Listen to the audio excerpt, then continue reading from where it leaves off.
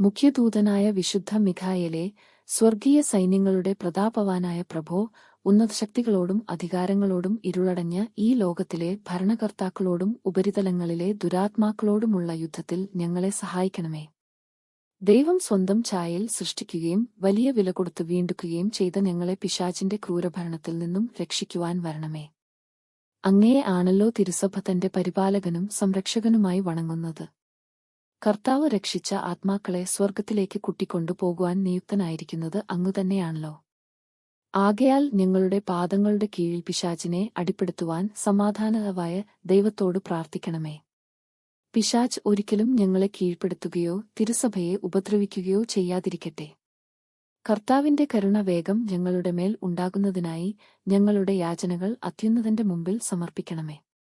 ദുഷ്ടജന്തുവും പഴയ സർപ്പവുമായ സാത്താനെയും അവന്റെ കൂട്ടുകാരെയും പിടിച്ചുകെട്ടി പാതാളത്തിൽ തള്ളിത്താഴ്ത്തണമേ. അവൻ മേലാലൊരിക്കലും ഞങ്ങളെ വഴി തെറ്റിക്കാതിരിക്കട്ടെ. ആമേൻ.